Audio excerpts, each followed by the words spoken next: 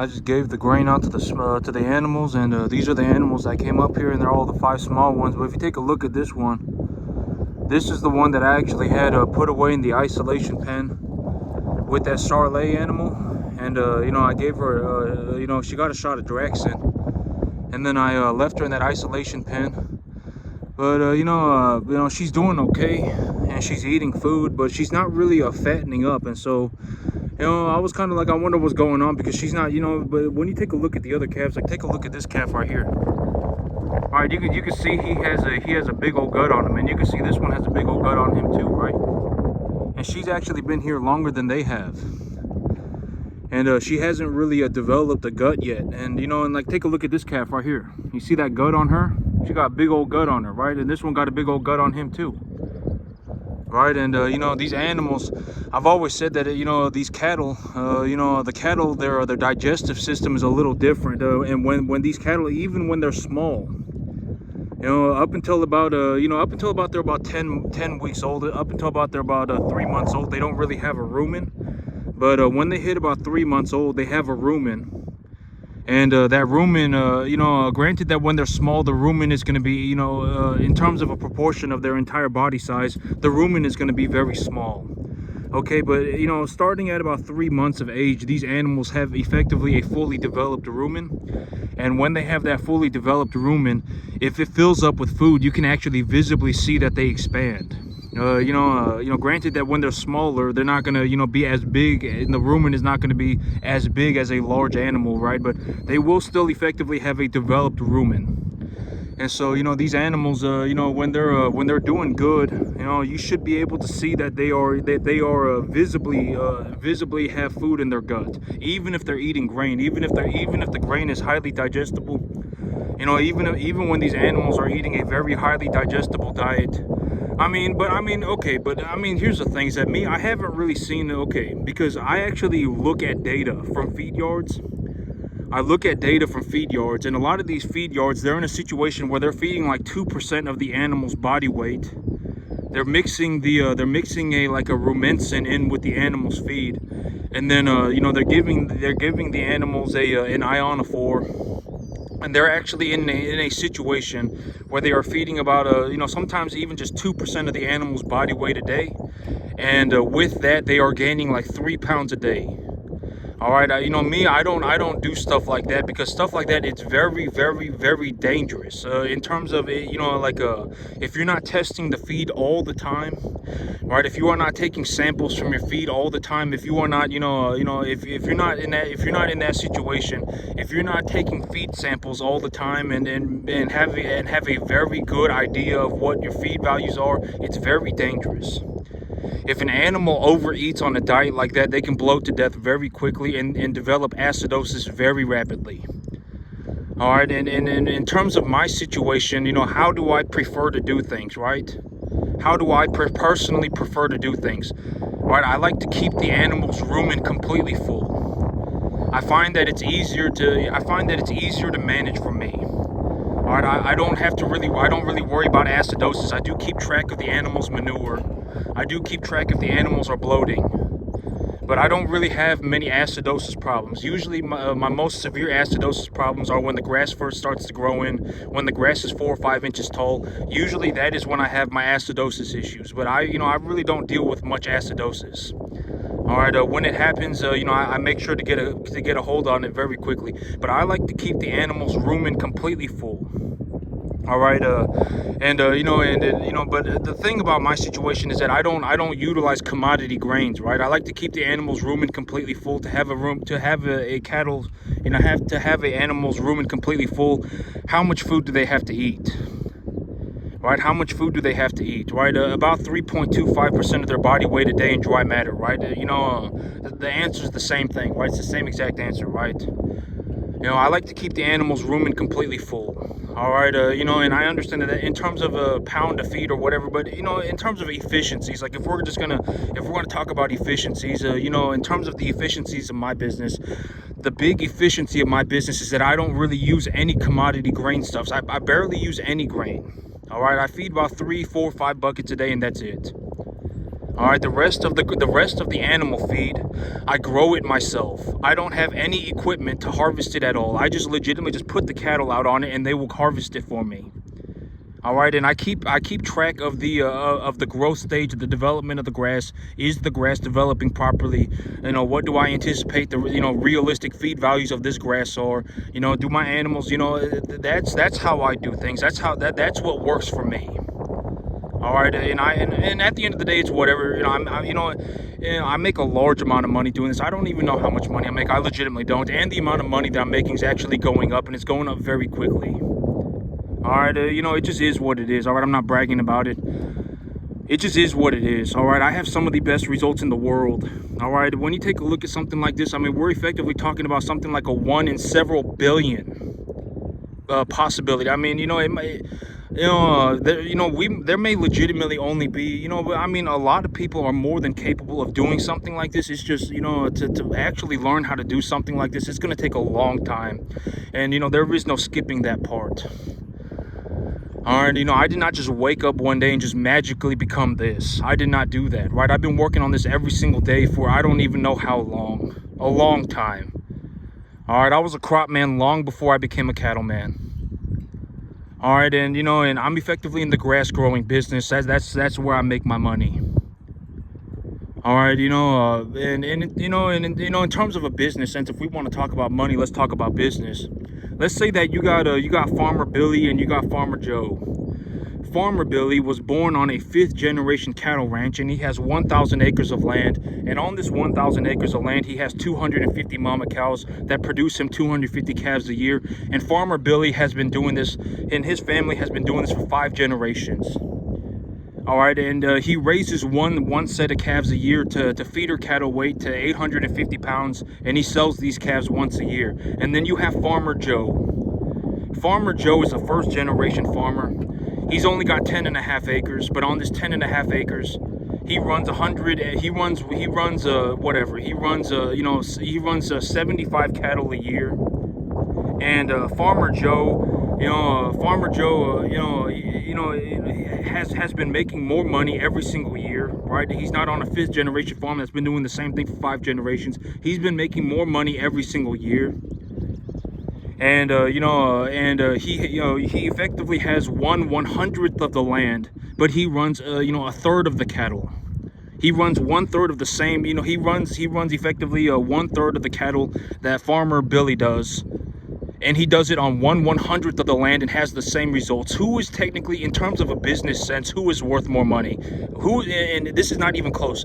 Farmer Joe is worth significantly more money than Farmer Billy. Right, I talk about this in terms of a business sense, right? Business is effectively just communicating money. If we're going to talk about business, we got to talk about money, right? Business is effectively just the language of money, right? Money's involved. It just is what it is. That's what business is. Farmer Billy has effectively been doing, and his family has been doing the same thing for 5 generations, right? He's got his 250 mama cows on his 1,000 acres of land. He has 0 plans to do better for himself. He is legitimately just looking to do the same thing forever. Right? Then that's not worth a lot of money. It's not worth a lot of money. Farmer Joe is in a situation where he is doing better every single year. He started his own business. He legitimately produced this business out of nothing. He started the business himself. Right? I saw this short. And when it comes to like starting a business, I actually saw this this YouTube short on this painter who was he was at the bank, and he was looking to get a line of credit, and the banker told him that they could use his paintings as a source of collateral for these lines of credit. And he was taking a look at them because he was like, you know what, I really don't care, because these paintings, I can just make more paintings. It doesn't matter to me. I mean, I'll just make more paintings. Right? What does it matter? But that's almost what it feels like when you start a business. Like, if you legitimately create a business out of nothing, you have effectively just created money where there was nothing. All right, and businesses that produce positive returns are worth money. That's not something you debate. If you have a business and it's producing a positive return, that business is worth money. If that business is doing better every single year, that business is worth more money, right? You know, it just is what it is. It's a statement of a fact. All right, if you're going to learn business, I mean, and you're going to have the right information, you're going to have the right information. Businesses that produce positive returns are worth money. Businesses that continue to, you know, when you take a look at the revenue sheet of a business, how much money did this business make? If the money that the business is making is going up every single year, then that business is worth substantially more money than a business that is making more money but not making any more money than it has been for a long time. That's just how business is. That's a statement of a fact. And, you know, Billy Joe, or, you know, Farmer Joe would be worth significantly more, astronomically more than Farmer Billy. All right, Farmer Joe, you know, would be worth significantly more money. All right, and I talked about this, you know, and you see this all the time, right? Oh, well, you know, I was born on a 5th generation farm, and I have 250 mama cows on my 750 acres, and right, that's legit. And, you know, I've been doing, you know, this farm has been in my family for 5 generations. In terms of a reality sense, if we're going to talk about money, if you take a look at my farm and you take a look at a farm like that, that person is technically closer to being homeless than to generating as much money as me. Technically, it is true. All right, you know, I started this business out of nothing. You know, I can go to random fields and just start businesses by myself. I can. I've even proven this, right? I got myself a lease property, and I just started myself another cattle ranch on that lease property. I took a look at the natural plant population. I determined that there was a grass growing on this field that will propagate itself even when it's growing vegetatively, and there is a substantial amount of it. And if I just take a look at the field, and let's talk about mineral concentrations of fields. You know, how do I diagnose mineral concentrations of fields? Okay, so first of all, when it comes to when it comes to mineral concentrations of a field, you need to consider what are the optimal, what are the weather conditions that are required for this grass to even accumulate biomass to begin with. And I've already said that in terms of like grasses like a forage wheat, and in terms of a grass like a Bermuda grass, you know, Bermuda grass has a higher heat tolerance than forage wheat, but still technically they will both, you know, more or less within 75 to 85 degrees. If it's 75 to 85 degrees in the afternoon and it's about 50 in the evening, 45, 55, something like that in the evening, those are effectively optimal weather conditions for accumulating the maximum amount of biomass. And you also need realistically, if you have 3 to 4 inches of rain a month, if you have about 1 inch of rain a week, that is effectively enough rain to keep the grass growing. I mean, if you had more water, technically, yes, you would get more biomass accumulation, but at 3 to 4 inches of rain a month, you effectively have enough moisture to effectively grow your grass to a relatively, optimal rate. And so you take a look at your situation, and let's say let's say you take a look at a field and you're on a new field. And and I've already said that in terms of fertilizer, like when you take a look at a grass, and let's say you walk across a field, and I've already said you should probably not be looking at the grass. You should be going around and looking for some kind of a broadleaf plant.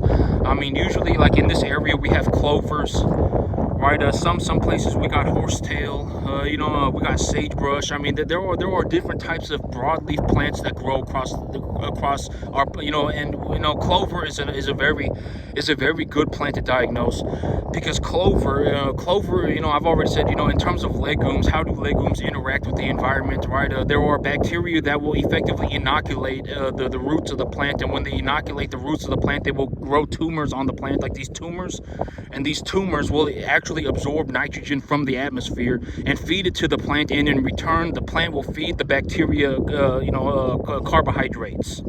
Right, it's a symbiotic relationship, and in this symbiotic relationship, the bacteria is feeding the plant nitrogen, and the plant is feeding the bacteria carbohydrates.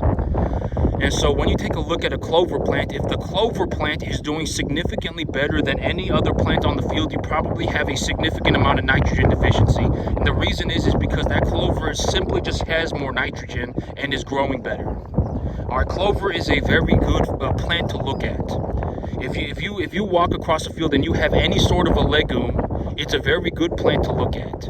All right, that plant will give you a lot of information. If that legume is doing significantly better than any other plant on the field, then you know that you have a significant amount of nitrogen deficiency. But here's the thing, and I talked about this in terms of a reality sense, and in terms of, okay, if there was legitimately a flat out answer, if it was like just use this fertilizer, if it was legitimately that easy, oh, you just have to use this fertilizer, and if you use this fertilizer at this rate, then you'll be good to go. If it was that easy, everybody would already be doing it. Learning how to use fertilizer properly takes a long time. All right, and you're gonna need it. It took me, for me to learn how to use fertilizer properly, it probably took me 10 years. All right, it probably took me 10 to 12 years to learn how to use fertilizer properly. If it was legitimately so easy that there was a flat out answer, you just use this fertilizer and you put this much across your entire field every single year until infinity and beyond, everybody would already have the answer. But it's not that easy. Some plants, or some plants require different mineral levels. Some soils have different characteristics, different chemical properties. Sometimes the weather conditions are different, etc., etc. Sometimes you have water underneath your field. There are many things that need to be accounted for. Right? If it was legitimately easy, everybody would be doing it. But the most realistic way to learn how to use fertilizer is to diagnose it. That is the most realistic. It's not going to be easy. Learning how to diagnose nutrient deficiencies is difficult. But I've already told you, in terms of like phosphorus is usually very easy. Because phosphorus, if your plants are deficient in phosphorus, your plant will legitimately turn red. It will turn like blue and then it will turn red. It will physically turn red. Very easy to diagnose. But just because you have a phosphorus deficiency does not mean that you are, okay, because let's say you have a field and you have grass growing on it, and you've taken a look at it and you're like, you know what, my plants are legitimately turning red. I have a phosphorus deficiency. If you apply just phosphorus on that field, what is going to happen? The phosphorus deficiency will actually, granted that, you're probably gonna have to plow it in. Granted that, whatever. If you're growing some very shallow rooted plant and you got, several inches of rain coming in, then it's whatever. But but whatever. Let's say that your plant has access to the phosphorus, and so your plant accumulates this phosphorus, and so it begins to correct the phosphorus deficiency. What's actually gonna happen? Right, you will have another the plant is not just accumulating the phosphorus that you have applied to the field, it is also applying nitrogen, or it's also accumulating nitrogen, it's also accumulating potassium, it's also accumulating calcium, sulfur, copper, molybdenum, everything at the same time. And if you think about it in terms of a broader ratio, what you're looking at is a grass plant with a phosphorus deficiency, right? If you correct that phosphorus deficiency, technically, a more realistic way to think about this in terms of a reality sense is not that your plant just needs phosphorus. Your plant does need phosphorus, but for every unit of phosphorus that they accumulate, they will accumulate a ratio of other nutrients as well. That's a more realistic way to think about it. So let's say that you begin to correct the phosphorus deficiency, and your plant begins to correct the phosphorus deficiency. What's actually going to happen is for every unit of phosphorus, they will actually need significantly more nitrogen and potassium. So as your plant begins to accumulate that phosphorus, it will actually more than likely, there are some places where there are, a lot of nitrogen, etc., a lot of potassium in your soil, etc., but more than likely what is going to happen is your plant is also going to start to exhibit signs of nitrogen deficiency and potassium deficiency and calcium deficiency and sulfur deficiency, or a combination of one of those. All right, more than likely it is going to happen. All right, and I've already talked about this in terms of my field, in terms of the data that I collected off of my field, right? I went on the internet, I took a look at the information on the internet. Oh, I have this kind of soil, right? I have a soil that is naturally a 7.6 pH, 7.7 pH, right? It's this percentage clay, this percentage silt, and this percentage sand. So I take a look at my field and I understand that I have a clay loam, and it also even tells me I have a clay loam soil. So I take a look at my situation and I say, okay, well, if my soil pH is high, there's a very, I've already talked about this in terms of a reality sense, in terms of reality, in terms of raising the pH of a soil. What are the molecules, what are the, whatever, I don't know if it's a molecule or whatever, that are most, significant in raising the pH of a soil, right? Calcium, magnesium, potassium, salt, right? Those, and I'm pretty sure there's another one, but I forget what it was. But calcium, magnesium, potassium, and salt. And if you're not near like an ocean, you don't really have to worry about salt being in your soil. All right, if you're not like by a beach, you don't have to worry about salt being in your soil. And and so I take a look at my field and I say, well, okay, I got a 7.7 pH. That's a very that's anything between like a 6 and a 7 and a 7.5, 8. It doesn't really matter. If it's between a 6 and an 8, it doesn't matter. If you're starting to go over 8, then it does matter. And if you're going under like a 5.5, it starts to matter. Okay, it starts to matter. But I take a look at my, and I even talked about this in terms of my field, my personal field here. My soil pH is high, but when I utilize my fertilizer, I actually find that if I don't apply I actually end up with a potassium deficiency. Even if I don't utilize potassium if I don't utilize potassium fertilizer, I actually end up with a potassium deficiency. Right, at first I had a nitrogen deficiency, I had a sulfur deficiency, and then I had a phosphorus deficiency, and then I had a potassium deficiency. I haven't had a calcium deficiency to this day. All right, so that's legitimately what happened to my field, this exact field that you're looking at. At first, I diagnosed a nitrogen deficiency, and then I diagnosed a phosphorus deficiency. And I don't remember if it was exactly that, but I also noticed pretty quick. Oh, okay, but how I actually diagnosed my sulfur deficiency was, I was like, my soil pH is kind of high. I just want to check to see if I have sulfur, and so I actually scooped some of this soil into a Tupperware container. And then I just got a couple handfuls of grass seed, and I just threw the grass seed onto that soil in the Tupperware container, and then I just utilized a little bit of sulfur in one container, and then in another container I didn't use any sulfur, and the container that had sulfur in it grew significantly more biomass. That's how I diagnosed my sulfur deficiency. So I don't know if I diagnosed the sulfur deficiency before or after the phosphorus, but in terms of the sulfur deficiency, I actually diagnosed that by scooping soil into a Tupperware container. I went to Costco and bought a Tupperware container for like $7, and I bought 2 of them, and then I just scooped some soil into it, and then I put some grass seed on it, and then in one bucket I put sulfur in, and the other I didn't put any, and the bucket that I put sulfur in had significantly more biomass. That's how I diagnosed the sulfur. All right, honest to God, that's how I did it. And so but that's a very realistic way to look at it. I mean, but that's the thing is that you're not just gonna have one deficiency. Even if you diagnose one deficiency, and so I'm gonna give you my solution to the problem. How do I solve this problem? Is that okay? In a situation like I'm in right now, where I anticipate, over the next month, I will have relatively almost optimal weather conditions for accumulating biomass for this forage wheat. It will be almost optimal.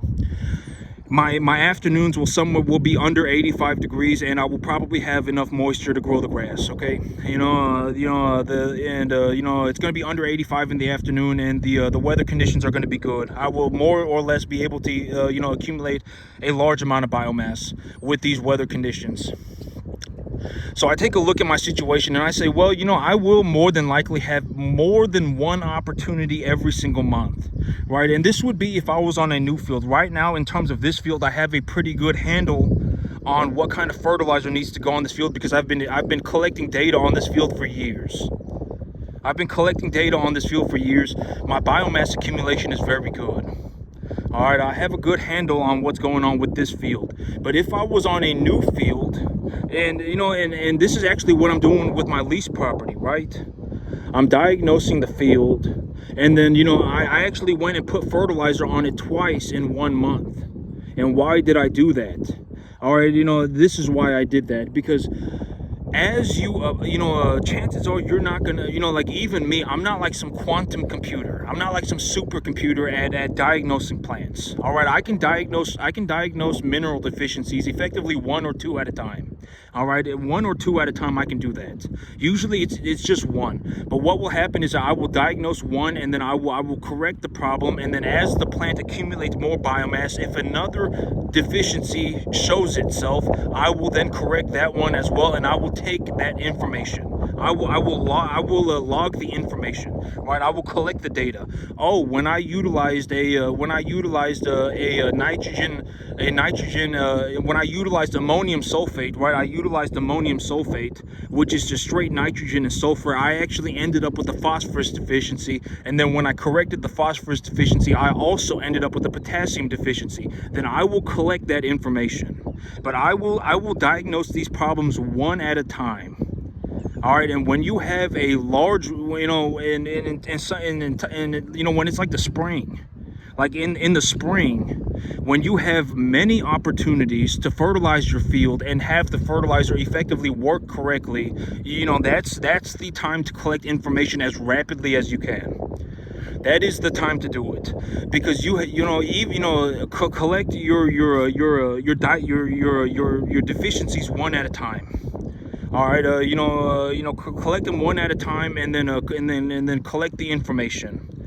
All right, and understand that when you do not want to be in a situation where you do not think fertilizer does anything. I was talking about this yesterday. If you legitimately think that fertilizer does not do anything, you're an idiot. If you think fertilizer damages your environment, you're an idiot. Legitimately, you are going 180 degrees in the wrong way, and you need to turn around. It's not, legitimately, I'm telling you that is the case. There is no debate on this. You are going the wrong way. All right, fertilizer does not damage your environment. Fertilizer does a lot. All right, I effectively grow enough grass to grow. I can grow thousands of pounds of beef a month for $1,500 worth of fertilizer. Those are my results. It just is what it is. I'm not making this up. This isn't like artificial intelligence generated. Like, this is not like fake. This is legitimately real life. I legitimately do this. I'm not even, I don't, at the end of the day, I don't care if you died. I'm just giving you information. I'm legitimately giving you the best information that I can. And this is why, when you utilize fertilizer and you utilize it in proper ratios, and in terms of damaging your environment, what are we talking about? Are you talking about a negatively charged fertilizer or a positively charged fertilizer? What are you talking about? If you have a positively charged fertilizer, as long as you're not like physically like throwing the fertilizer into a body of water, or you're not like top dressing fertilizer before a monsoon, you're not really going to damage the environment. All right, granted that you utilize the fertilizer somewhat properly, right? If you're going to get about a ½ inch to an inch of rain, and and whatever, and your soil is, and you're not physically throwing the fertilizer into a body of water, the soil will bind the positively charged nutrient. It will chemically bind the nutrient. And if you don't have some massive body of water under your field, and you're not, your negatively charged fertilizer is not really, the soil microbes eat nitrogen. Okay, there is nitrogen everywhere. If you're legitimately worried about, if you actually took a step back and took a look at humanity for what it is right now, it's pretty incredible, right? We as human beings have effectively developed ways to make almost any piece of land on the entire planet. We as human beings can effectively turn any piece of land on the entire planet into a very, very valuable piece of farmland. We can, on almost any piece of land. It's almost unheard of until this generation of humanity. How many people in the past have legitimately just been like, I can walk onto a field. It doesn't really matter where I go. I can diagnose nutrient deficiencies, go to a commodity yard 1 hour away, buy some fertilizer, and then just put the fertilizer on the field, and it will legitimately like optimize plant growth. How many times have you seen that throughout humanity? We are in like a, it is quite remarkable what we are able to do as humanity. Very remarkable. I mean, it's very remarkable. I mean, we as humanity can effectively turn any piece of land on the entire planet into a valuable piece of farmland. How many times has humanity seen that throughout the years? Almost always in the past, it's been like, you had to like make make your farms by rivers, and when the rivers flooded, they would produce they would leave a nutrient-rich topsoil on your field, and then that is and if the rivers did not flood, or if the rivers flooded too much, then it effectively just devastated farms all over the place, and there was massive famine. Right, but nowadays it's not even like that. The human population is massive. Our quality of life for the average person is tremendously good. If anything, things are on the up and up. Right, and people like me can effectively go anywhere and just start farms. Very, very, very, very high output farms. I could legitimately feed this. The city that I live in, I could feed this entire city for like a week with 10 acres of cattle. I probably could. And how many times have we seen that throughout humanity? This might be, this is like the dawn of a grand age, right? I mean, this is phenomenal. This is incredible, right? This is incredible human achievement. Right? Did I achieve all this by myself? No, I did not. Right? I mean, I don't make the fertilizer. I didn't come up with the idea of fertilizer. Right? I didn't look at the composition of the gas in the air and go, oh my God, if we just solidified the nitrogen in the atmosphere, right? Then now we can utilize this to grow plants. I didn't do that. Right? I mean, in reality, plants do that all the time. I mean, and the weather does that all the time too, right? I mean, anytime you have a thunderstorm, that lightning in the atmosphere is actually generating so much heat that it is fusing the nitrogen into the water. And so if you're terrified of nitrogen fertilizer, you should be terrified of rainwater. All right, you should be horrified of rainwater, because it is dumping nitrogen infused water all across your field. Effectively, human beings do the same thing. We collect the gas from the atmosphere, and we effectively solidify the nitrogen in the atmosphere to create fertilizer. All right, that's how we do it. All right, I mean, it's incredible, right? I mean, how many times throughout history has humanity just been like, we've actually developed these technologies so much that we can effectively just, whatever, right? We can legitimately just go anywhere, and, we can just start farms and, grow the population to a massive scale. Create a reasonable, a good, quality of life for the average person. How many times has humanity been able to do that? I mean, practically, this is incredible, right? I mean, this is phenomenal stuff.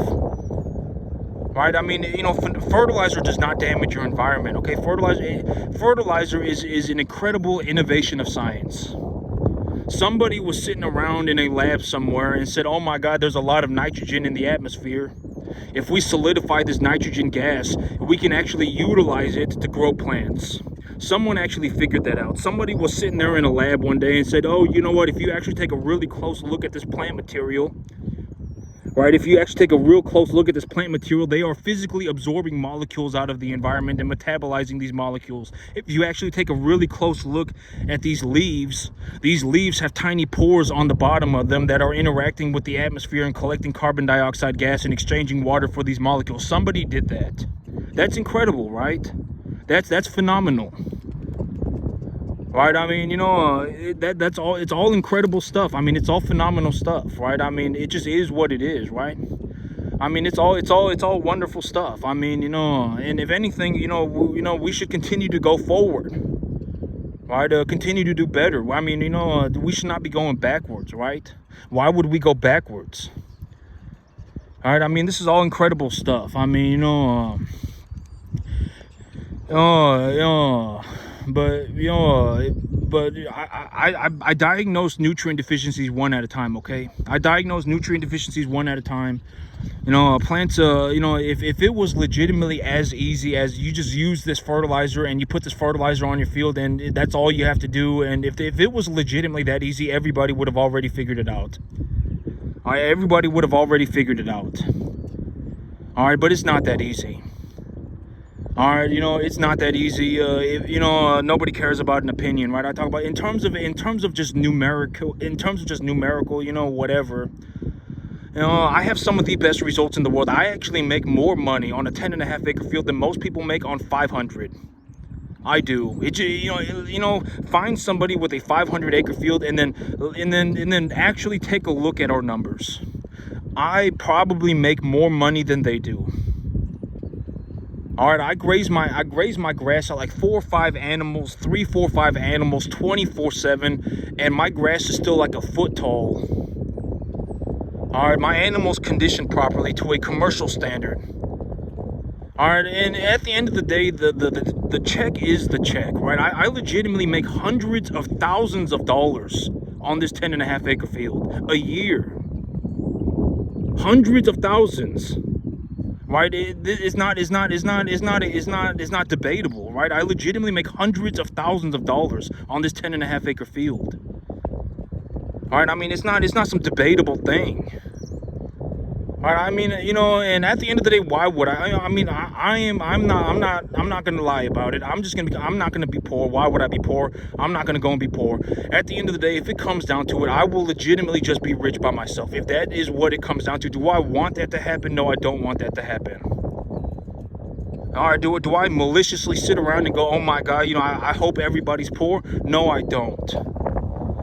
Am I gonna go off and be a poor person? No, I'm not gonna go and be a poor person. I legitimately make hundreds of thousands of dollars on a 10.5 acre field running commercial cattle. Legitimately. That is my result. That is what I do in real life. All right, it is what it is. Nobody cares about an opinion. At the end of the day, money talks. I even show you my checks. All right, I legitimately made it into like the very, very, very, very, very top percentiles of the entire U.S. economy in the year 2024. Legitimately, and I'm actually gonna do better this year. I'm already doing drastically better for myself this year. I'm actually, my results are better than I anticipated, and it's costing me less.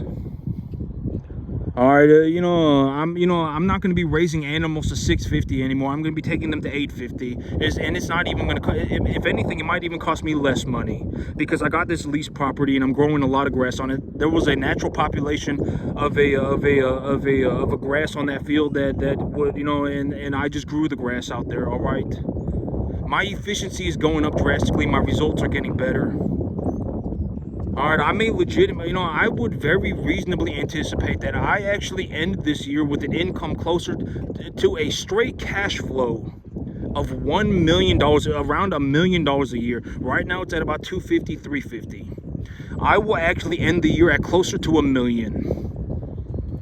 All right, and I'm not saying that as a brag. I'm not flexing on nobody. I don't care. You could die tomorrow. I'm telling you that those are my results as a statement of a fact. All right, I'm not bragging. I don't care. The thing about me is that I don't, at the end of the day, money is just a number on a piece of paper to me. It doesn't matter. It's nothing to brag about. Money is not, money to me, it's negligible. It really does not matter. That's how I think about it. I don't feel proud because I make a boatload of money. I don't feel horrible because I make a boatload of money. It just is what it is. It's just a number on a piece of paper. It's negligible to me. Money is negligible. That's what it is to me. It really does not matter. There are things that can be handled with money, but there are things that cannot be handled with money. All right, I talk about this all the time, and when it comes to handling things with money, money talks. That's all it is. Everything cannot be handled with money. You cannot use money to solve every problem. I've talked about this. You can't. One of the problems that you can't solve is that you can't save people with money. You can't give people money and expect it to work. All right, you cannot save people. There are things that you cannot do with money, but there are things that you can do with money. And when it comes to doing things with money, if money can handle it, then money talks. But there are things that you cannot do with money. All right, it just is what it is. Money to me is negligible. And it's like the artist at the bank. The bank is saying, oh yeah, we will take your paintings as collateral for a line of credit. That's almost what it feels like. Oh, well, I'll just give you all my paintings because why not? I can just paint more. Right, that's the thing about me and my business. I can just start another cattle. It does not matter where I go. I could legitimately have nothing, and I could just start myself another cattle business. It doesn't matter. Right, it legitimately does not matter. And I've talked about this. I make about $350,000 on this 10.5 acre field. Right, that's about how much I make. I make about 250, 350, something like that. If I legitimately felt like I wanted to make $250,000, $350,000 on a 10.5 acre field for the rest of my life, if that was legitimately what I felt like doing, I can always come back and do it. Right? I mean, very reasonable, right? I can start cattle businesses anywhere. It doesn't matter.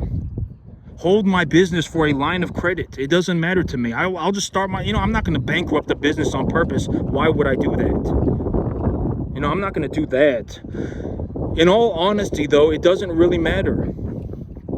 Right? At the end of the day, I'm the one who actually knows how to start the business. I'm the one who actually, I talk about this in terms of money. I'm the one who actually makes the money, and I'm the one who knows how to make the money. I'm the one who actually has the money.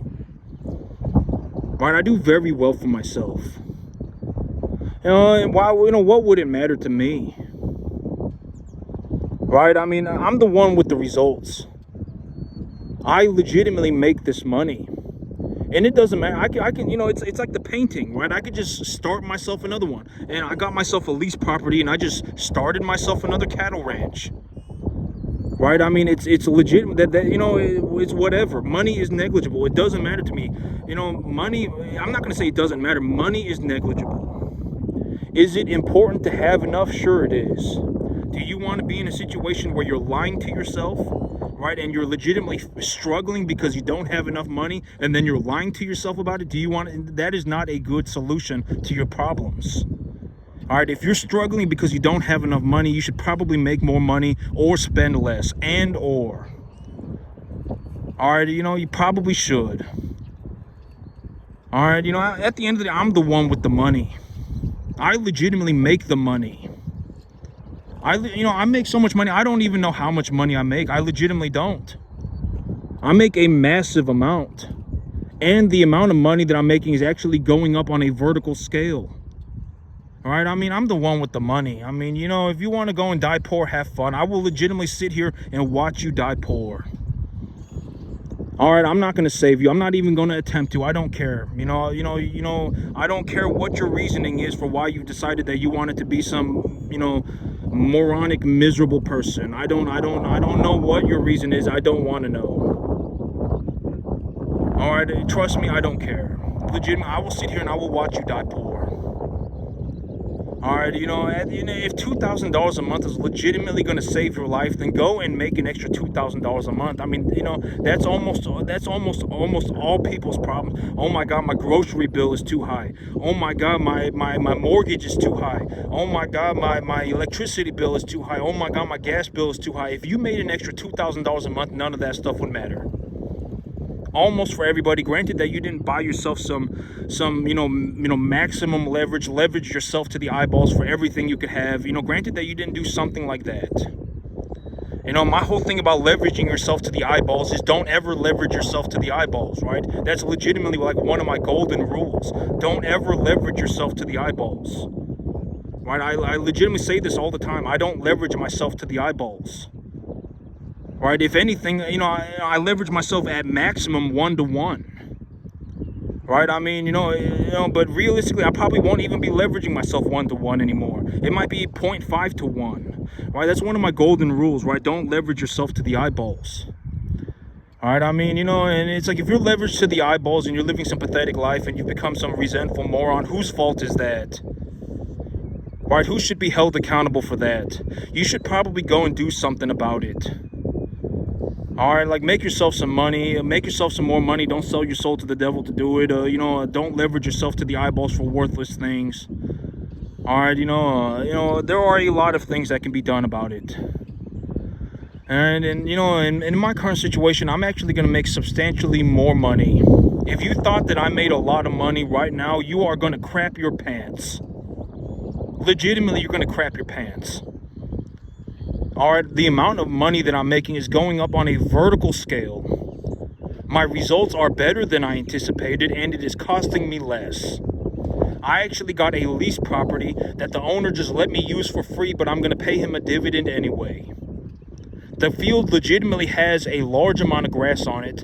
I grew the grass and the grass spread. And there is a large amount of grass. It had a pretty substantial amount of Bermuda grass on it before I got there. But when I diagnosed the field and I utilized the fertilizer properly, the population of the Bermuda grass exploded. And the biomass accumulation also went vertical.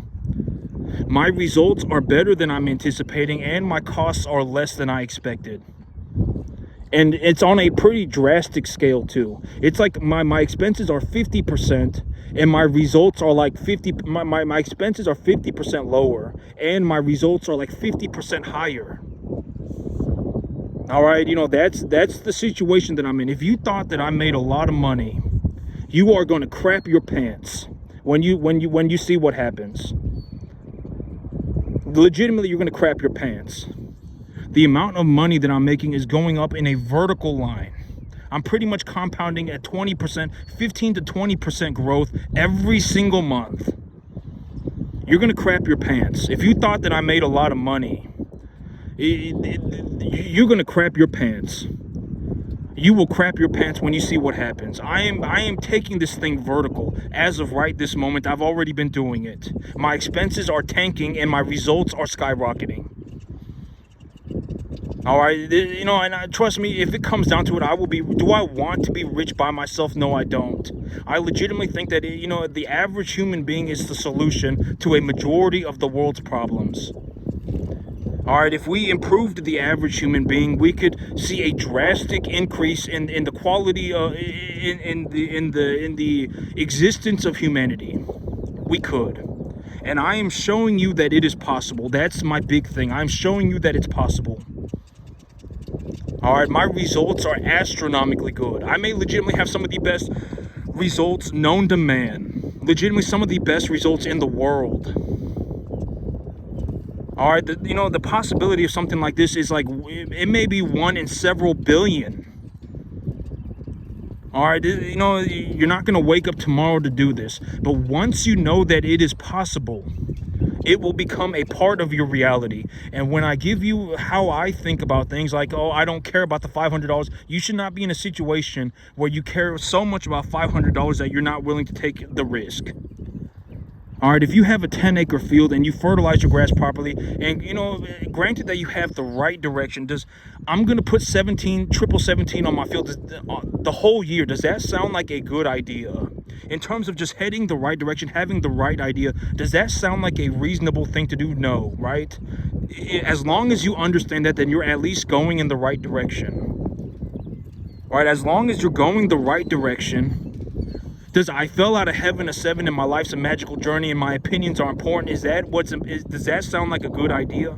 No, that's not a good idea. Well, then you're headed in the right direction.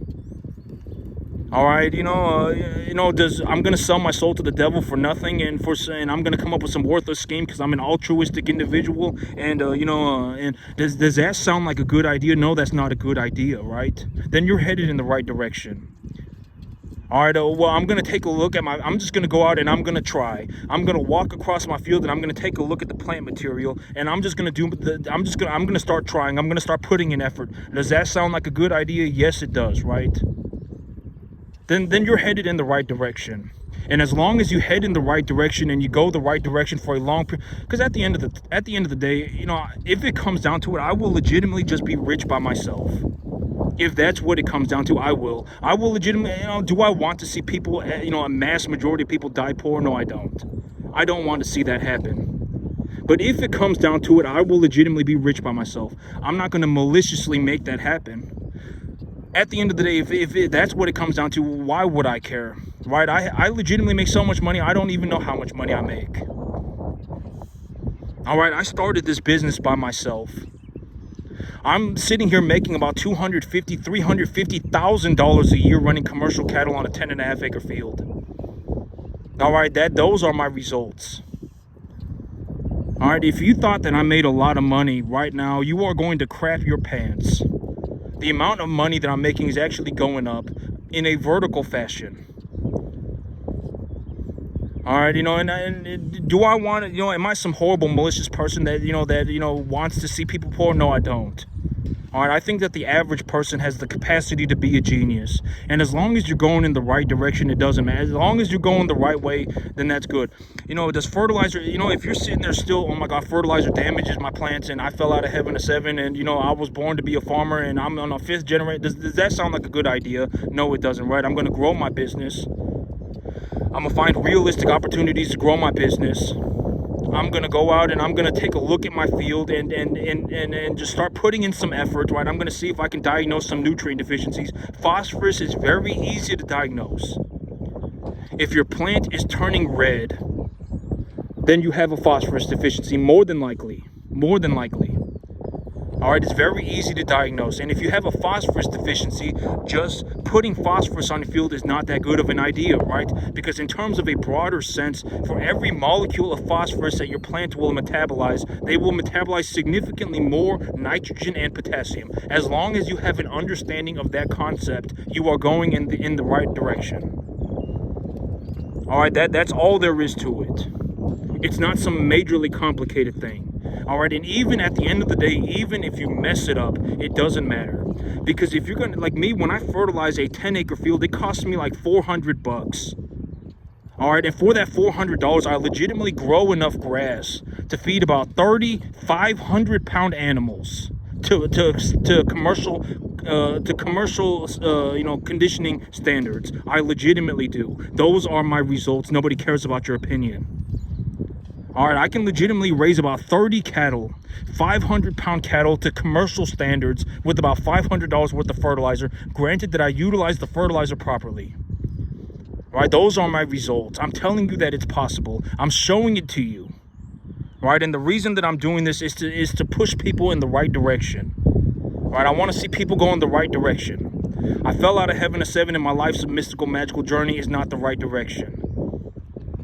All right, I'm going to go out and I'm going to start putting in some effort. I'm going to go across this field and take a look at my plant material and see if I can find a broadleaf plant. And I'm going to diagnose this plant for mineral deficiencies. When I diagnose these mineral deficiencies, I'm going to understand that plants metabolize minerals in ratios, not one at a time. As long as you understand these things, then you're going in the right direction. Fertilizer damages your environment, and all of that stuff is wrong, completely incorrect.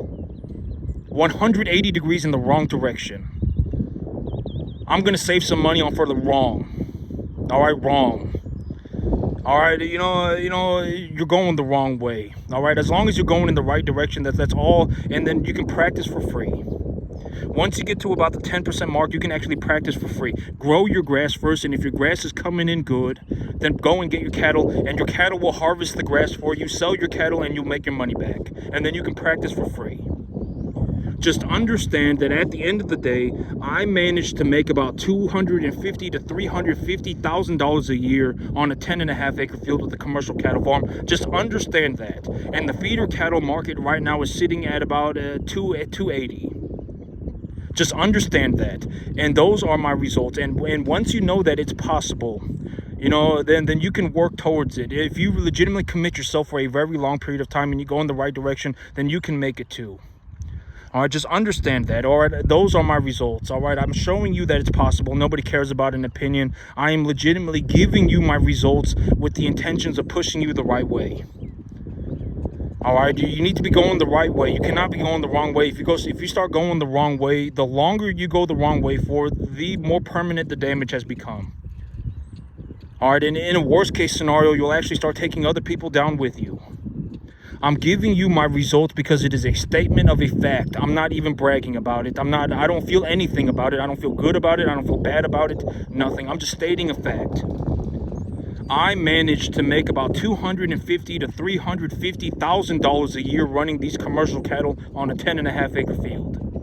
Those were my results. The commodity market is sitting at about $2.80 for the feeder cattle price. Those are my results. It's not some opinion.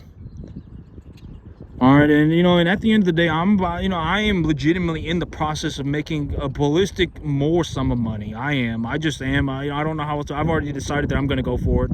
There's no reason for me to sit on a 10.5-acre field and make $250,000, $350,000 for a year for the rest of my life. There's no reason to do that. I'm gonna go for it. All right, I'm gonna go and do bigger and better things with myself. All right, and that's it. All right.